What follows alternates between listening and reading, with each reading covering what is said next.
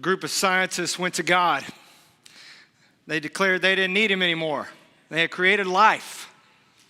God, being a gracious God, said, cool, let's, you guys want to do a wager? I said, sure.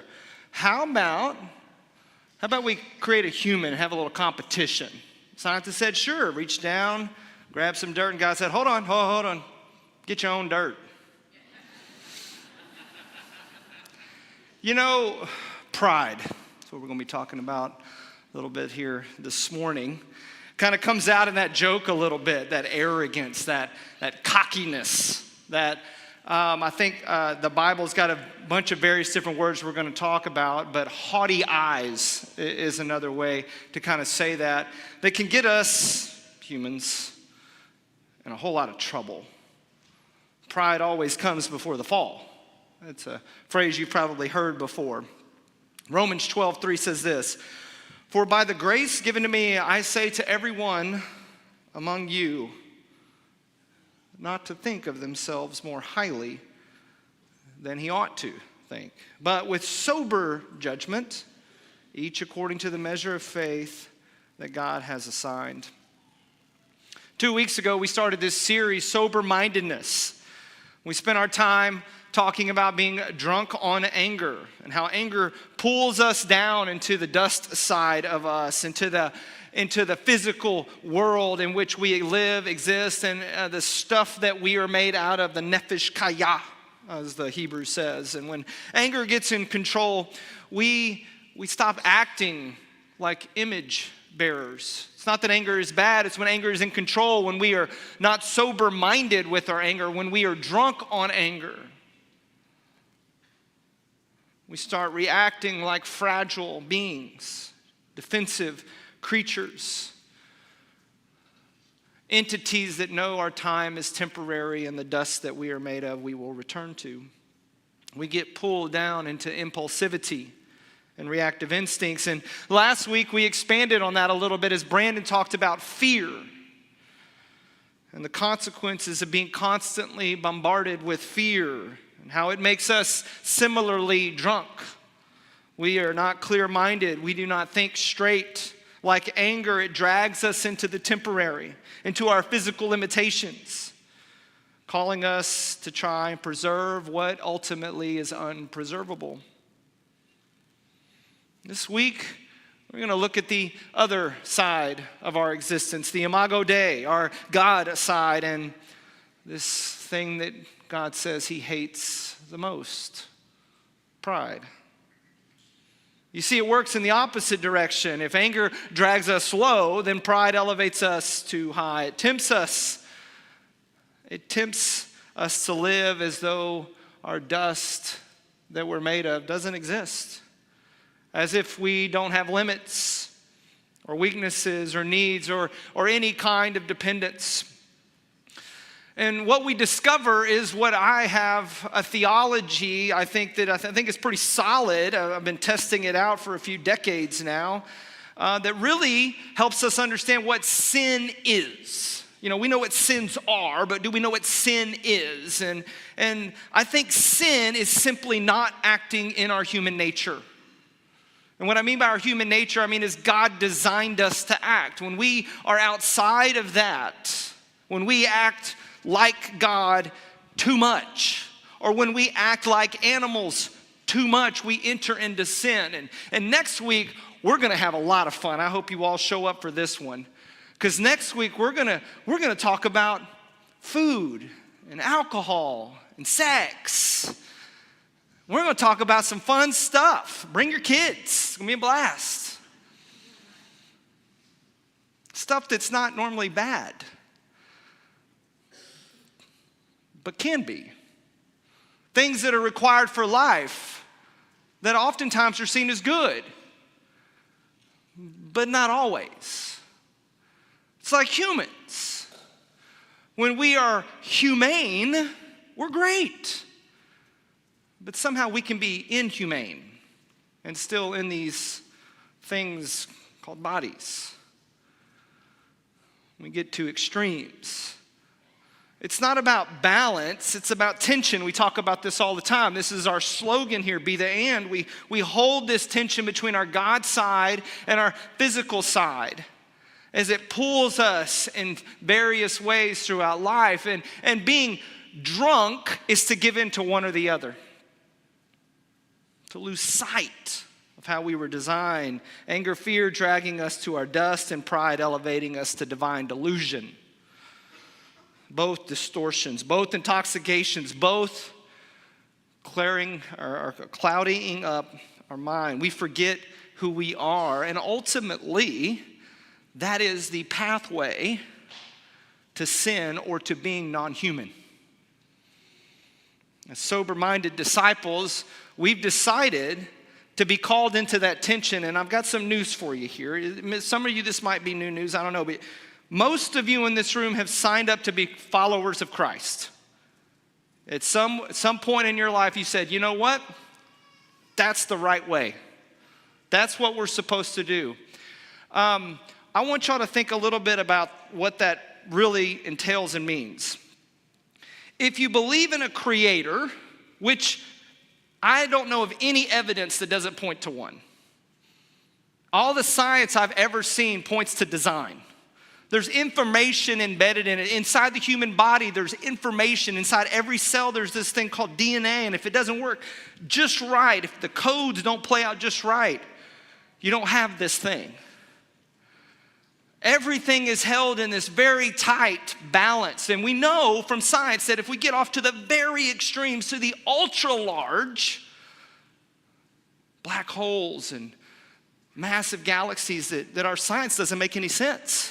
And we know if we get into the ultra small, the string theory and the chaos theory and all, our science doesn't make sense. What we see at the ultra end of both spectrums is chaos and disorder. And right in the middle is order and laws. They had to be designed. It's the only thing that makes consistent sense, that in all of the chaos and disruption that underpins everything at the greatest sizes and at the smallest sizes, there's the created order in the middle. And we were created into that. And if you believe that, there's some good news. The good news is you can have peace. You're capable of being a part of something that works and makes sense and that resonates inside of you. That you align with the created order of things and life can be wonderful. And more importantly, eternity can be wonderful. But it does require something, because in the created order, there's one very key component. And it'll make sense as why I'm bringing this up, of why God hates what he hates, why he despises haughty eyes, why we have scripture after scripture and reference after reference all throughout the Bible, which I cannot cover all of them today, that explains this. But here's the deal. When you read Genesis and then when you look through the Bible, as you see this broad narrative playing out across time, what you discover is humans can't do it alone. Part of our design is God's presence. This tension is not something we're capable of holding, but we were designed that way. We were designed to be in relationship. It was not good for man to be alone. And God thought he would be enough for that. And he said, you know what? It's really not good for man to be alone. We need woman too. And so man and woman come together, and God is present with them, and it works. Creation happens. Order happens. It's wonderful. But when God is not present and man and woman are together, or man is alone, that's even worse. Chaos happens. I always remember that joke, when you have one boy, you might have something. When you have 2 or 3 boys, you have idiocy. Yeah, it's like it amplifies itself, right? You throw a girl in the mix and it might not be that bad. They tend to be a little more regulated about some things, and you kind of get a little bit of balance. And when you throw God into the mix of all that, it works wonderful. Pride. More than any other sin, tries to make us forget that we are dependent on God. Haughty eyes, self-reliance, independence, or this wonderful word, autonomy. Y'all know that word we've invented and we love so much? I love to drive an autonomous car. That would be awesome to me. I get in it, hit a button, and it just... Every car I've had that has even something remotely close to that has almost killed me. It still needs, my car tells me steering required. You see the road too. You ain't got this figured out. Steering required, and it starts shaking the car. It's like, hey, you got to help out here, buddy. I'm like, but I don't want to be dependent. I want you to be independent and drive yourself. And at some level, that's in every one of it. Like we raise our kids, what do we want? What is the number one thing every parent wants their kid to be? Independent. Right? Is that a bad thing? No.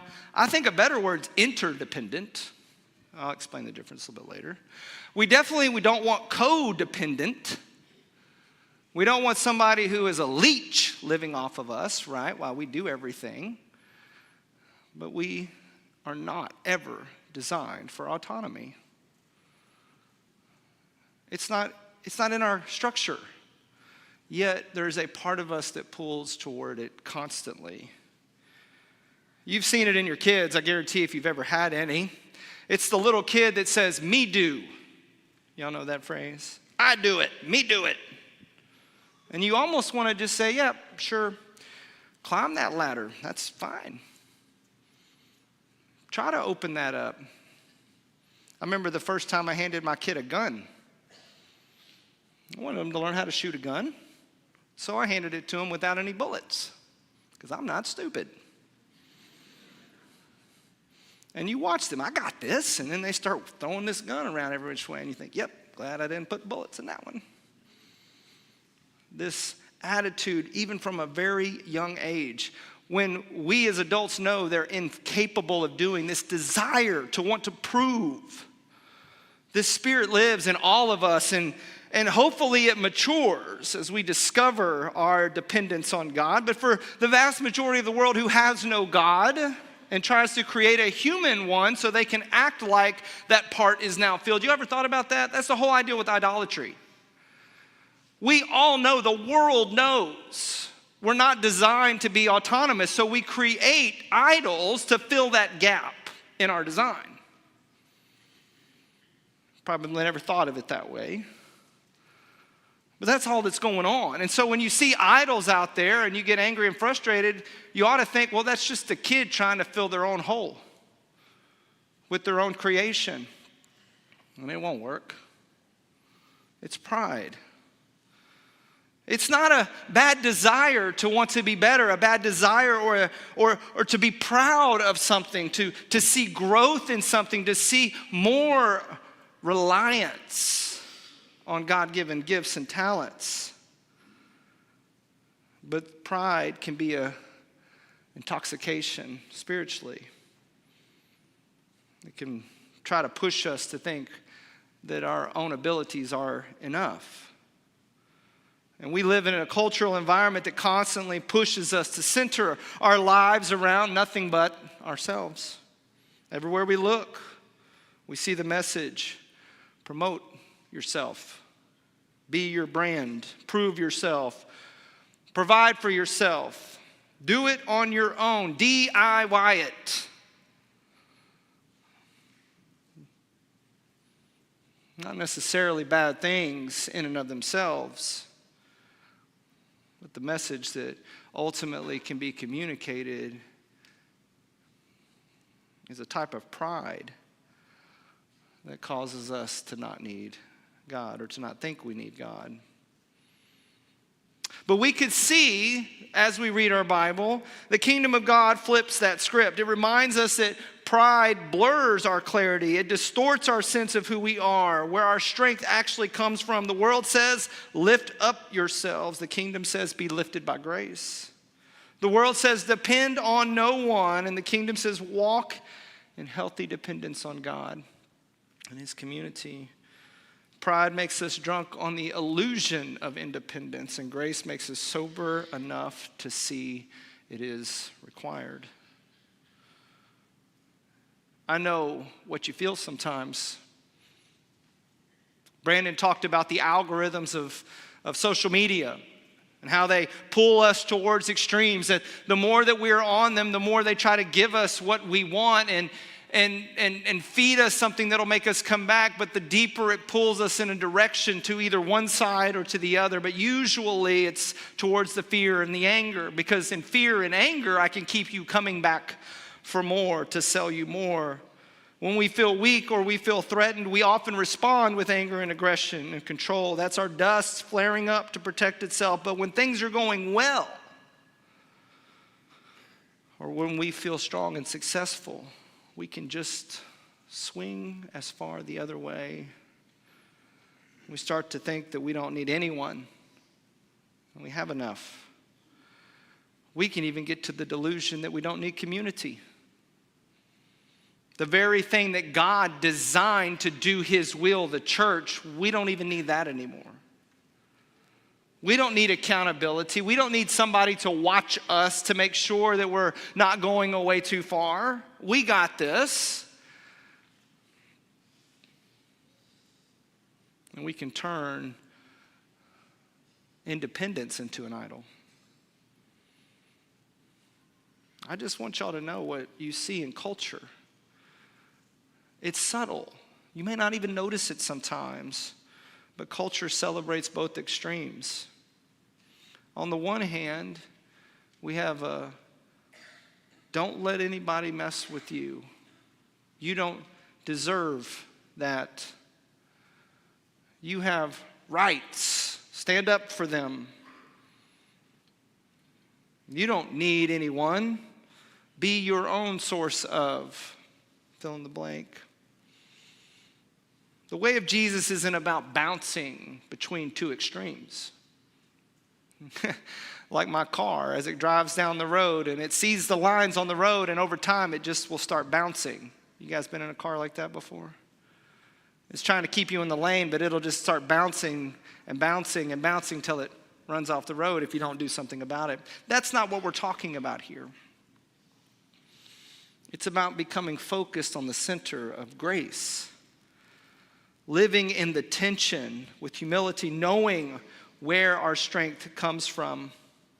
I want to talk about pride a little deeper to help us understand it here, because I think there's some confusion about it. I can watch my son play football or be in the band, or my daughter cheerlead, and I can be proud of their accomplishments. I can look at them and I can say, I am so glad that you're maturing along, that you are developing better skills, that you are learning to interact with your fellow humans even better, and I can have a sense of pride and proud about that. That's not what we're talking about in a negative sense here, but it could be seen that way sometimes because of our English language. In Hebrew, there are two words that kind of describe what we're talking about here today. Gaon, it's a word that in Hebrew means to rise up, to lift up yourself. Pick up yourself by your own bootstraps. Y'all have heard that phrase before, right? I would say kind of even in our political parties, we can see these words being used sometimes to kind of describe that, like, hey, suck it up, buttercup. Pick yourself up. Do it yourself. Quit being the victim. Not necessarily bad, but it can become a god. It can describe God's majesty in the Old Testament, this word gaon. But when applied to humans, it oftentimes is associated with rebellion. People elevating themselves to a place only God belongs. Then there's this other word, Zadon. This is the pride that comes with the hardened heart. It's an arrogant presumption. It's a stubborn voice that says, I know better than you, whoever the you is. I'm smarter than you. My way is more right than your way. No, my way is the way. There is no other way. It's a pride in someone that can't be taught out of them. It's an arrogance, and you may have met these people in your life, the know-it-alls. You ever met those guys? You know, the ones you try to tell something to? I know.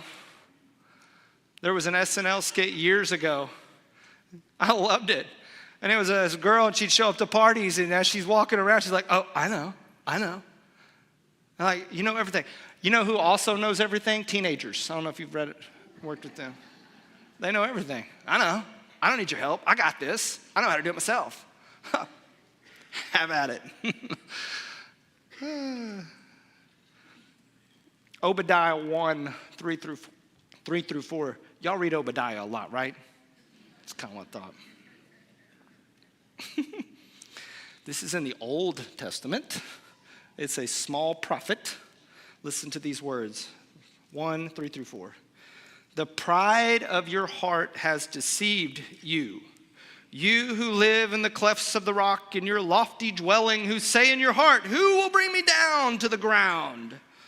Though you soar aloft like an eagle, though your nest is set among the stars, from there I will bring you down, declares the Lord. This is in Edom. And they believed that their position and power made them untouchable. They were in the clefts. They were way up. Nobody can get to us. We built a massive, awesome, cool place. We're better than everybody. We can never be destroyed or never be torn down. We can build a ship that won't sink, an army that can never be crushed, a nation that will never die. We'll prove to you that unlike every other human before us, we got this by ourselves. Pride convinced them they were above the consequences and vulnerabilities, above God himself. And God responds essentially, oh, really? You think you got this? I think you forgot how you got there in the first place. You think you picked yourself up by your own bootstraps. Well, I'm sorry to inform you, but I put you there. And if you don't want to give me the glory, cool. I'll just pull my glory away, and we'll see how long you last. Pride deceives, it blinds, it makes us feel invincible when, in fact, we're very easily destroyed. Proverbs 6, 16 through 17 says this, there are 6 things that the Lord hates. 7. I knew y'all'd look at me. That are an abomination to him. Haughty eyes, that's a phrase. I know y'all use this all the time. I hear people saying it, oh, haughty eyes, right? A lying tongue, a hand that sheds innocent blood. Pride, a liar, and a murderer. He puts those in the same sentence. Proverbs exposes that the inner posture of pride, the interior posture, the haughty eyes, literally eyes lifted higher than they should be. It's no different than lying, shedding innocent blood. God hates this not because he's offended by the confidence. He hates it for the very reason that he can't help that person anymore. Think about this. A prideful person says, I don't need God, and God is respectful enough to say, okay.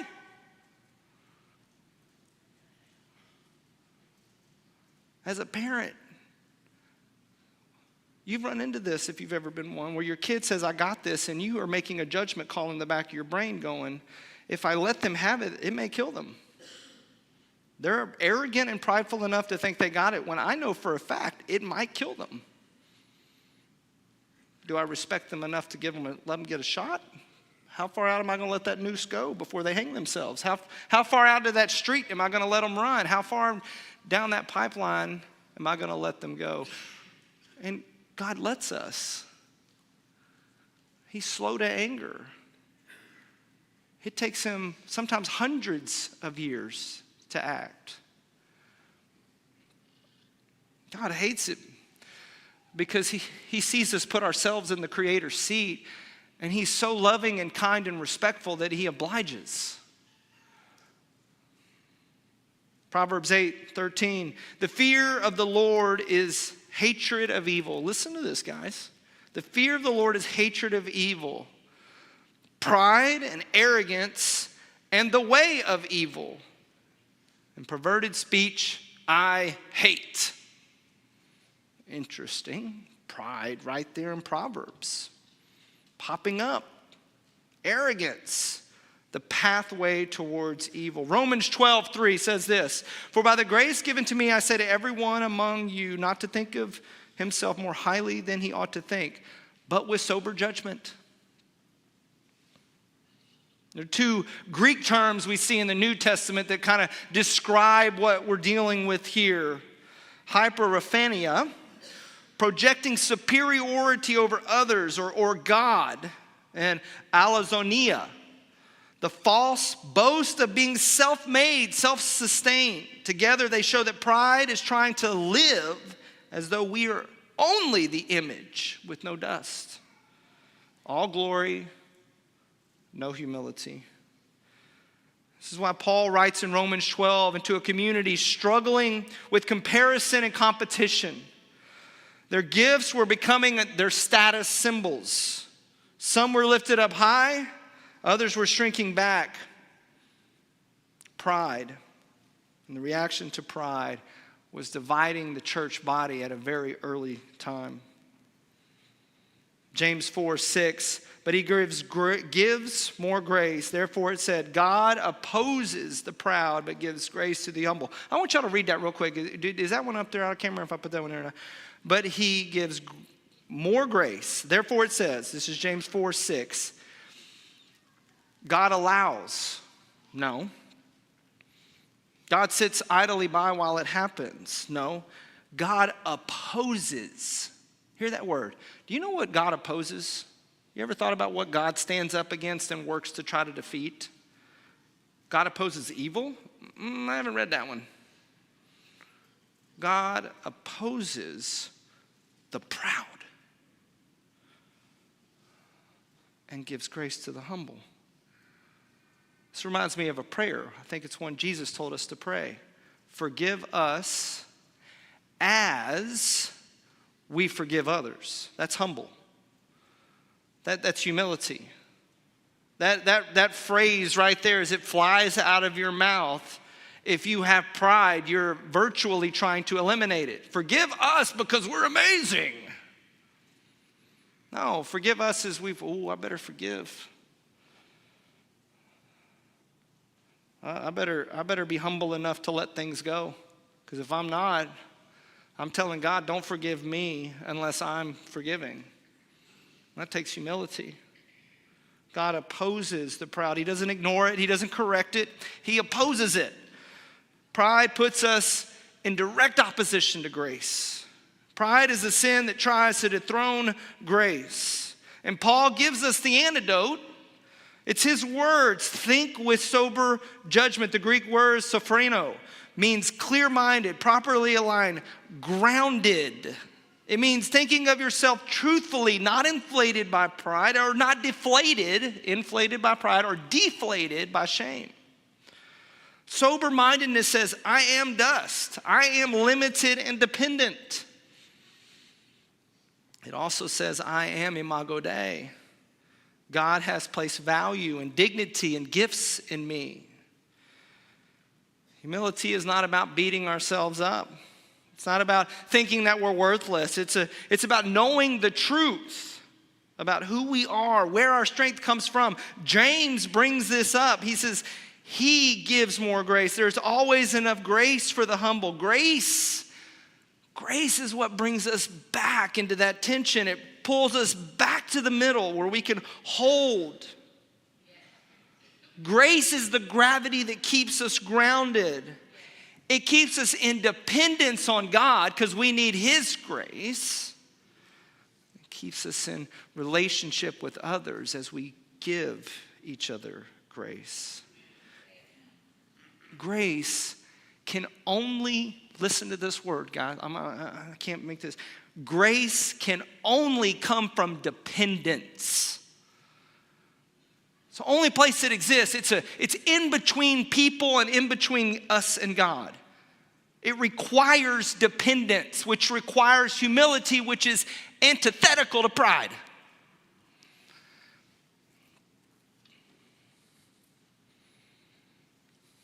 Say it this way. Shame. Swimming around on our dust side.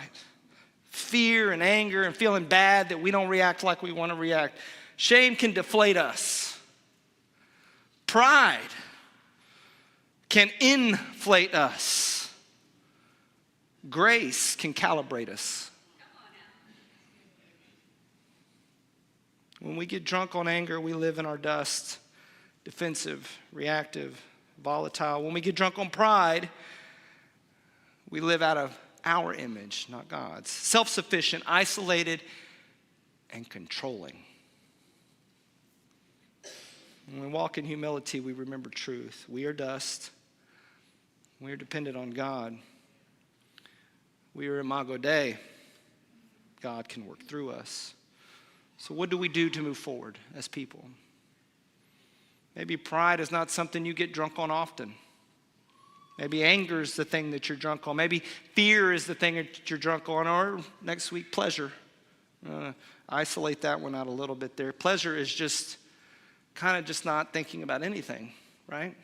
And like I said, we're going to have fun with that one. I might step on everybody's toes. My goal is for next week, if you're here, for me to step on your toe. Just FYI.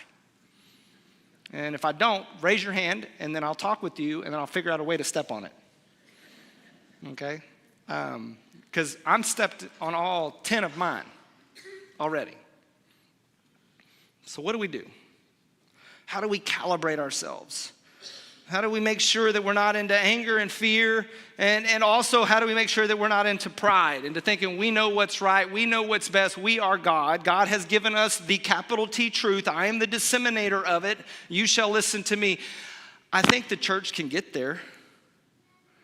I think the church has been there. I think that's why there's this feeling out there amongst all of humanity that the church thinks that they're better. No, we don't think we're better. We think God's better. And God uses us even though we're not better. But God makes us better. God makes us into what He designed us to be, and we can live more peaceably. Now, if we're a bunch of angry Christians running around the world complaining, griping, and crying all the time, then it doesn't really look like that. It doesn't. If we're not people of joy, then the world should look at us and go, well, why should I do what you're doing? Your life sucks just as bad as mine does. And you complain about it just as much as I do. What's better? Or arrogant people think they're better than everybody else.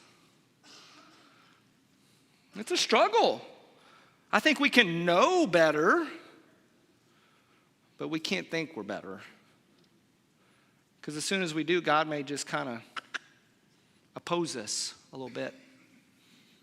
I think when God opposes us, He's disciplining us because He doesn't want us to be the idol replacing Him. He does it because He loves us. It's just like in that story. You think you can do it yourself? Cool. Do it yourself. You think you're capable of doing that thing by yourself? Cool. Then I'm going to pull away everything I'm doing to assist you. Go do it yourself. And all of a sudden, our arrogance might come down a little bit when we realize how much God actually does for us. Number one, pride's something you struggle with. Confess every day. Wake up. Say these words out loud. God, I need you today. I cannot do today without you. It's true. You can't. But remind yourself by saying it. When pride doesn't creep in there and you say, I got this. I don't need him. Number two, self-sacrifice. Serve someone quietly, secretly. Don't let anybody know you do it. Do something kind. Pick up garbage when you walk around your neighborhood. Give somebody a compliment in passing. Help somebody out when you least expect it. Let your heart practice doing something that gets no credit. That's the point. Number 3, worship boldly and gratefully. Acknowledge aloud that God is the source. Sing songs. Verbalize out loud that God is the source of our strength and our power. That God is where things come from. Remind yourself so that pride doesn't creep in. And number 4, and this one's hard. I'm going to be slightly confessional here as we end this sermon today. Pride is the one I struggle with the most, and it's not maybe in the way you think about it. I remember years ago going into counseling session because somebody had handed me this book about boundaries, and I was really bad about boundaries. I was so prideful, I didn't even know what it meant. I would help out anybody with anything at any time. I was the most helpful person around. Everybody loved me. How was I proud? I remember the counselor looking at me and saying this: do you ever let anybody help you with anything? And I was like, no. Should I? Is that a thing? And he said, hey, I got a question for you. What would the world be like if it was full of people just like you? And I thought, this is a trick question, because I think it'd be pretty awesome. I mean, that was my inner thought. My mouth knew, I can't say that. That didn't sound right, but my brain was going, I don't know. I mean, I got some flaws, but if we're talking about the whole service thing and blessing other people thing, and that's because that's what we were on, I was like, this would be a great place to live. And he kind of smirked a little bit, and he kind of looked at me and he goes, so what you're telling me is there would be a world full of people that are really good at helping other people, but nobody to help. Sounds like hell to me. And I was like, oh, he's right. He said, your issue's pride. I said, I'm not arrogant or cocky or think I'm the best at anything. He goes, no. That's another word in the Bible for pride. This is the one on self-reliance. Ask for help at least once a week. That's what I struggle with. I have to ask for help because I still have that little kid in me that says, me do. I don't need your help. I'm going to do it myself. My wife makes me get people to put lights on our house. So I have to ask for help. And I'm trying to get better at asking for help because I would just rather do it myself. Why? Not because I think I'm the best, but because I don't want to be controlled by anybody. And that's pride. Choose something that you would normally do on your own and ask or invite somebody else to help you do it. Why do we want to do these things? Confess, serve, worship, and ask so that we don't lose ourselves when we forget our dust side, and we don't lose God when we try to replace him with our own image, so that we can be sober-minded. Amen.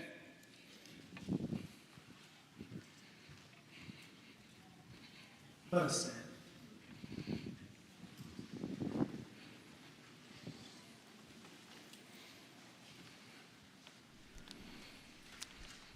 Let us join again. Thank you for the cross, Lord. Thank you for the price you paid, bearing all my sin and shame. In love you came and gave amazing grace. Thank you for this love, Lord. Thank you for the nail-pierced hands. Wash me in your cleansing flow. Now all I know, your forgiveness and embrace. Worthy is the Lamb seated on the throne. Crown you now with many crowns. You reign victorious, high and lifted up.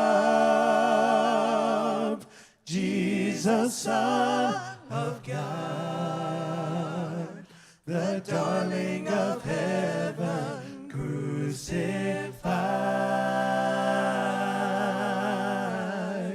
Worthy is the Lamb. Worthy is the Lamb. Worthy is the Lamb. May God bless each and every one of us as we go out this week. Father God, help us to see our dependence on you.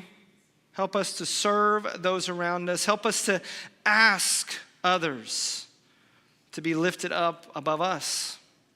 God, may your glory shine through, and may you be the dependence that we have that glorifies you